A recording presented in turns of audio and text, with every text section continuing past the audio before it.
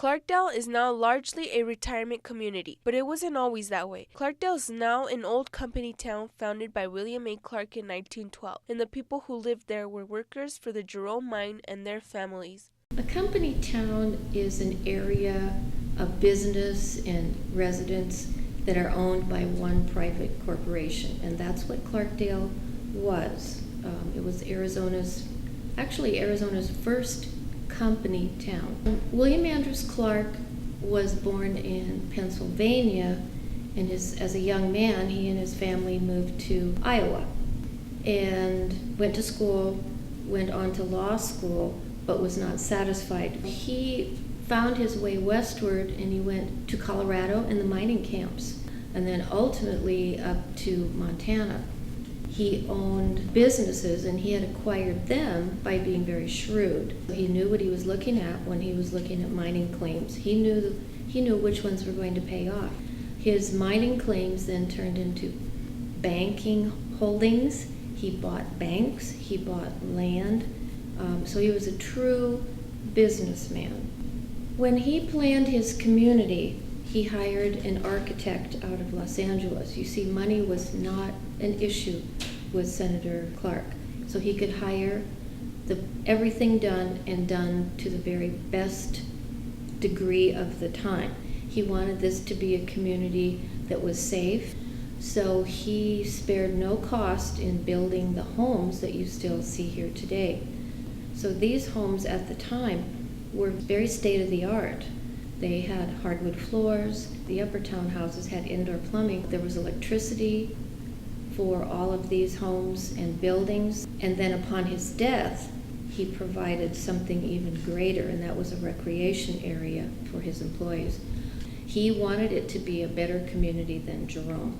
Jerome was bawdy. It had prostitutes. It had bars everywhere, saloons, and he did not want a community like that. Well, the original smelter was in Jerome. The smelter was the final processing part of reducing the copper ore to a copper liquid state. United Verde Copper Company controlled all of the town. That would be Upper Town, Lower Town, Patio Town, all of the commercial buildings that are on Main Street. All those buildings were rented from the copper company.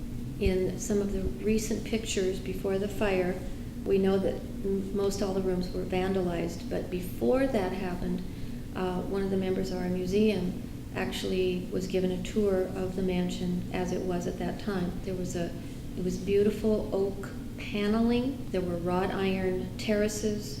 There was a fireplace inside. But over time, it was changed so much by the different owners that moved in there that most of the original was not there. However, it was built to the standards of the Clark family. We left the mansion in 1984, so we were there 7 years.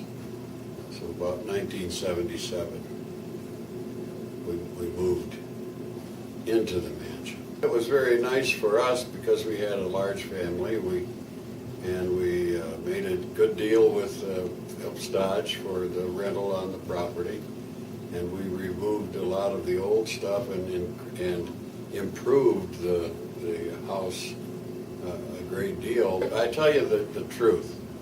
When I heard that the mansion was burning, I cried. It was so deeply inset in our life as a family that we just lost something really dear to us. So there were it was really built well. And the story is, Bill was out flying his airplane, and he crashed and killed himself while they watched. It was a good place to live. The only thing that was wrong was when I had my heart attack in 1983, it was a long ways to the hospital. I look back on it as a wonderful experience living in the mansion and getting to know some of the people. It was a bustling community back in the 1910s, 1920s. It was a great place to raise families here. So there were a few slow moments, in the history of Clarkdale. And then by 53, it was basically a ghost town. The current population is about 4,000, but I know at the height of the smelter operation, there were 4,000 employees alone at the smelter. So we've seen a decrease in population. Now we have a council manager form of government, and a lot of things have changed. Some small industries have come and gone, but the Verde Canyon train is a huge industry for this area. It brings in tourists from all over the state and elsewhere. Cement plant, which is going through changes also, but that really revitalized the town. All of the cement that was put into the Glen Canyon Dam in Page came out of our cement plant here. They would take this cement to Glen Canyon Dam and deposit it there, but that brought more people in, and it still employs many people, but not the number of employees that it used to.